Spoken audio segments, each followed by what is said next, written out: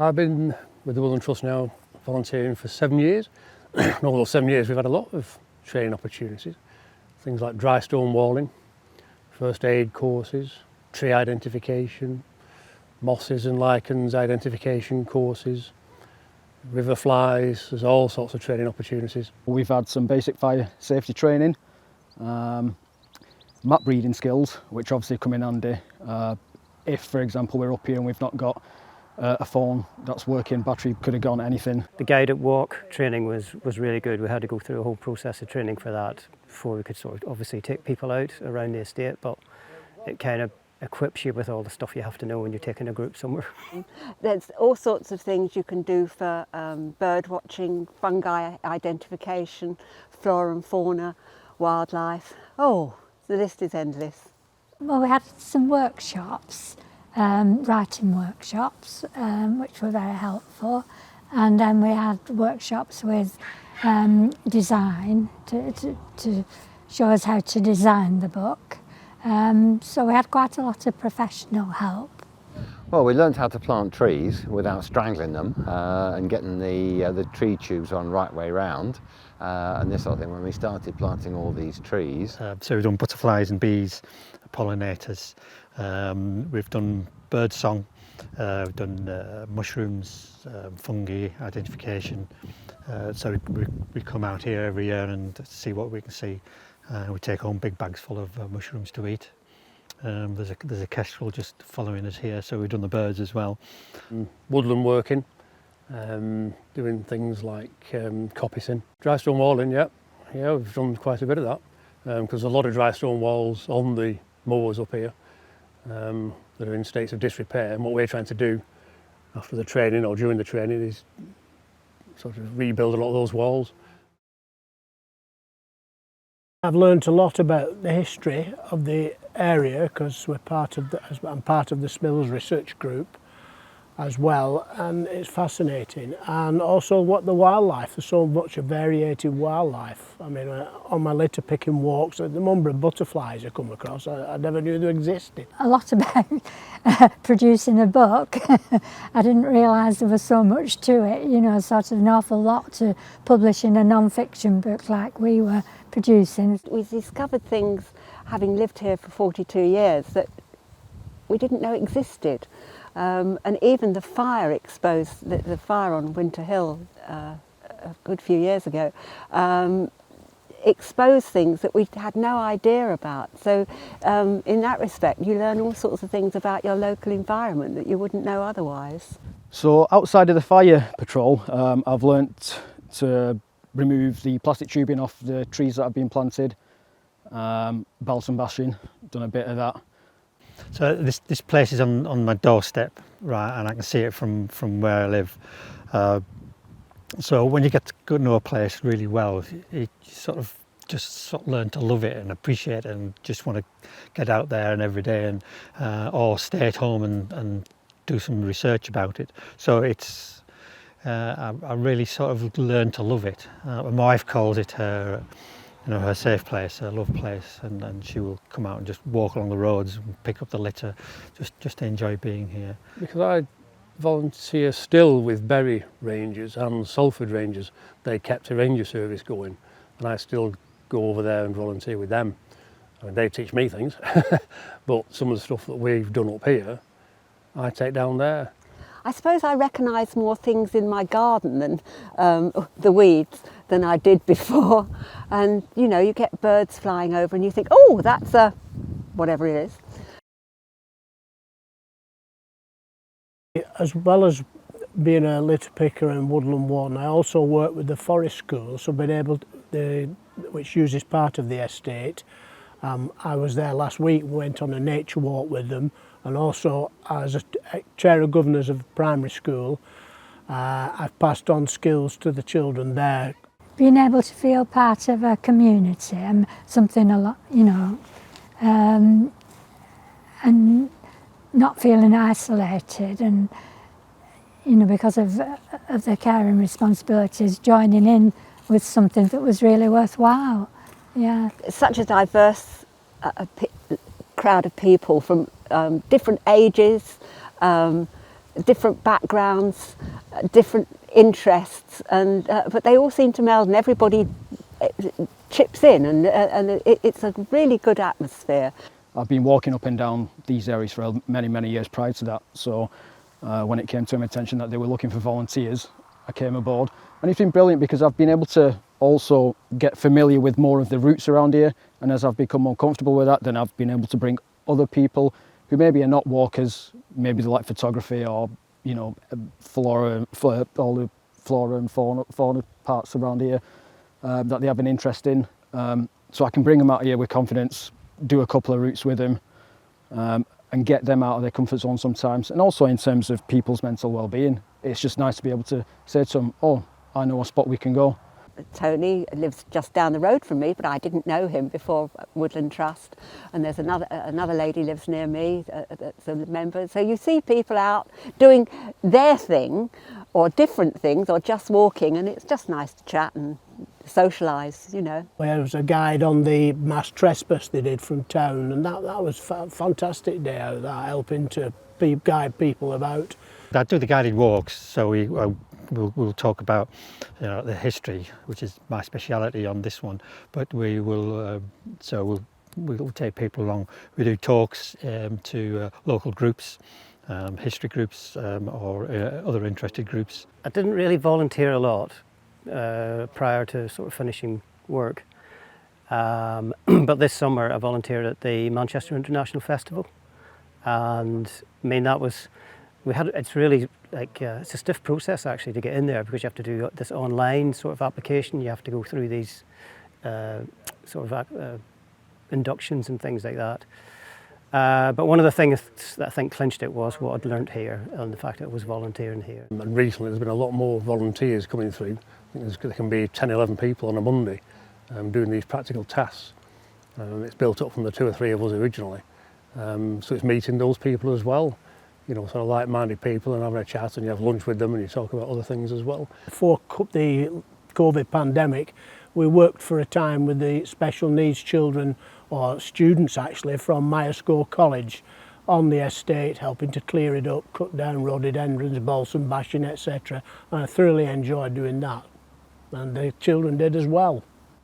Part of the job I took up when I retired from sort of my main career was doing expeditions mainly with children, and I've certainly learning on the guided walk side. That sort of helped me on doing a little bit of explaining what's going on, doing the speaking, engaging people in what I've been doing. We were out yesterday doing a watercolouring thing experience, helping out with that, and someone who I didn't know before, who I now know as a retired consultant, came past having done a litter pick. So, and I did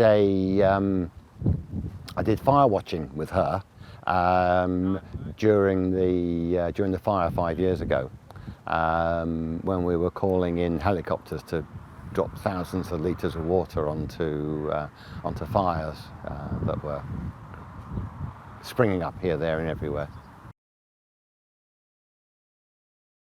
That was devastating, and you just wondered when it was going to end, but it did. I thought it was very well, I thought the fire people and the people were very, very good. They were so well organised, and we had people out on the moor looking for fires, looking for smoke, and even after all the fire was put out, and the fire brigade and the Salvation Army and all these other people who helped on the infrastructure of managing the fire left, we were still doing fire patrols looking for smoke.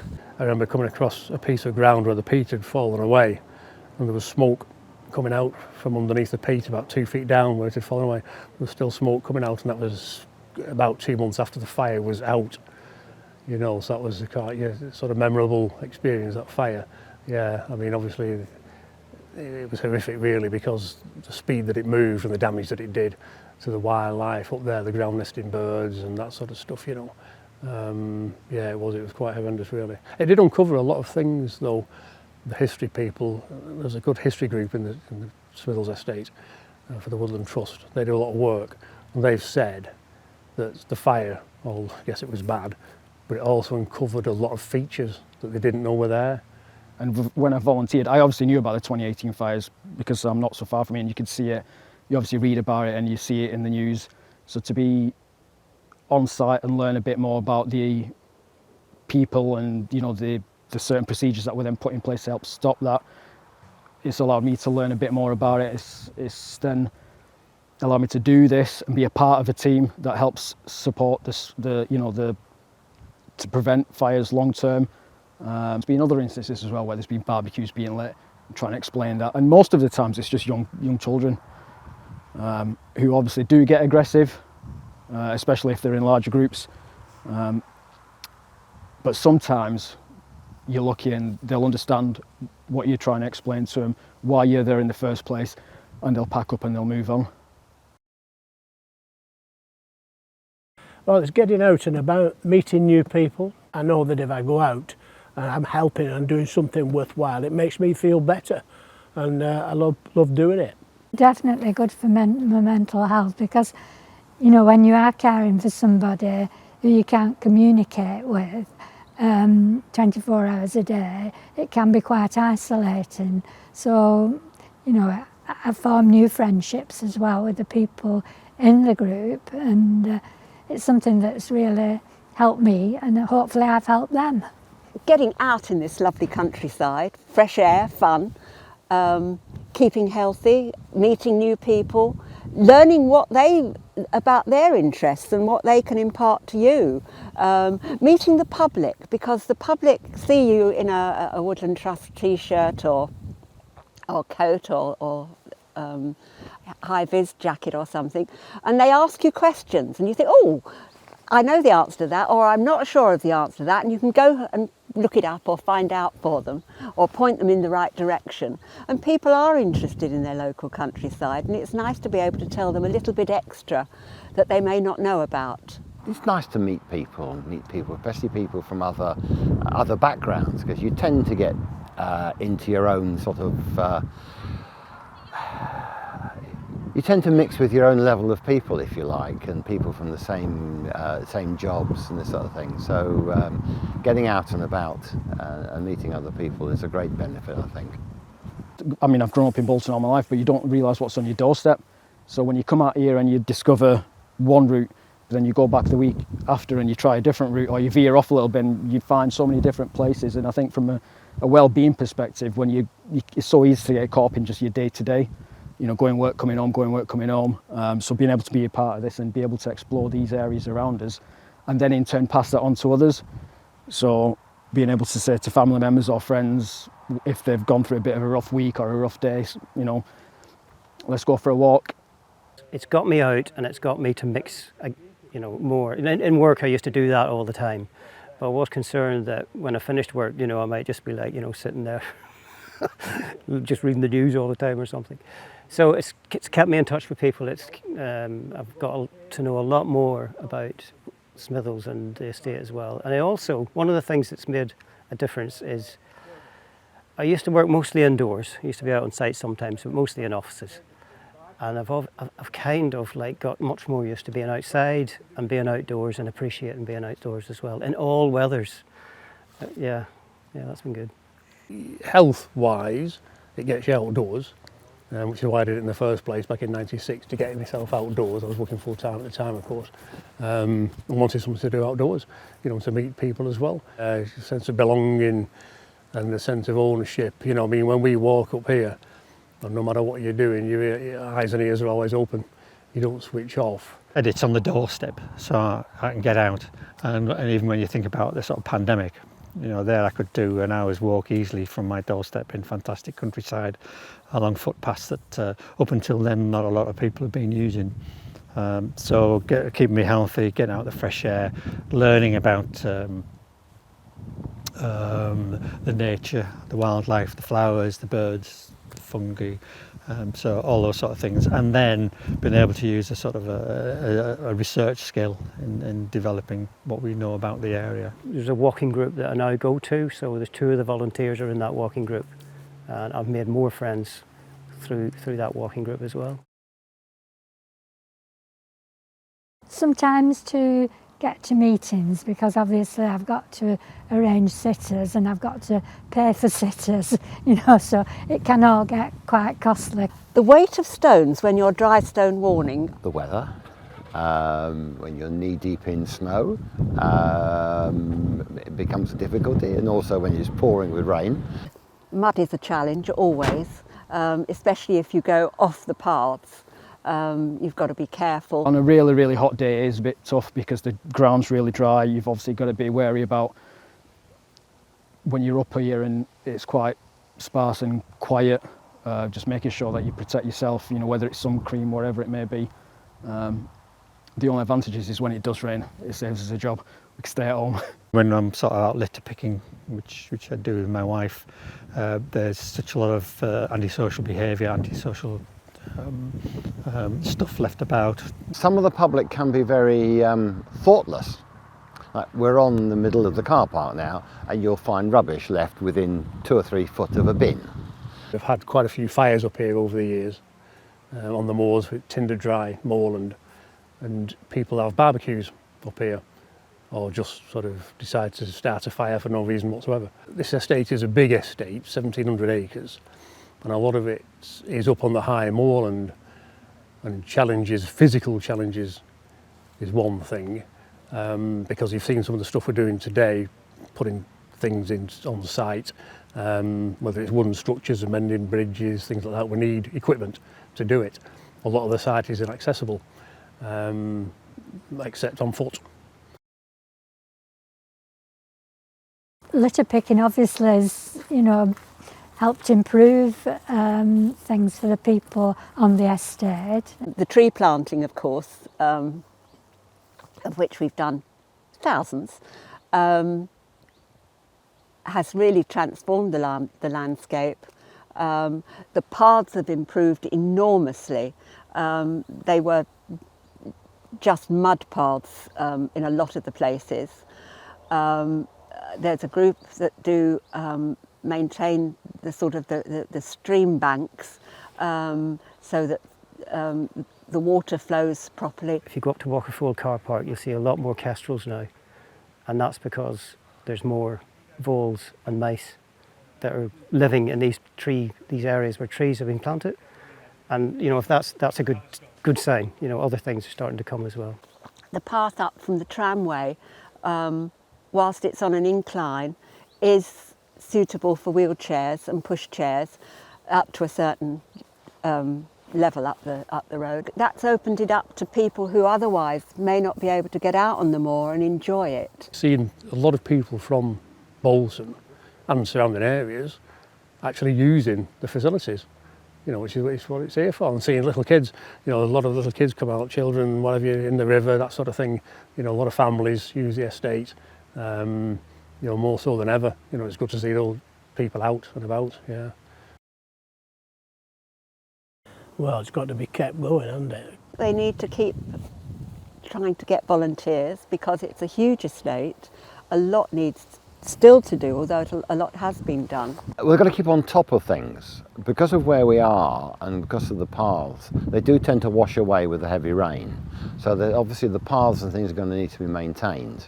We're going to have to put down more trees, I suppose, especially from where they cut down all the larch down in Walkerfold Woods. All it takes is a couple of months and then it can go back to a bit of disarray. Even basic things like litter picking, being able to keep having volunteers and even things like litter pickers, bags, wherever it may be, being able to provide them to allow people to then litter pick. And we want to get people out in the open air. It is a little community. Even though we have our individual groups of volunteers, we're here for the wider, vision of Woodland Trust.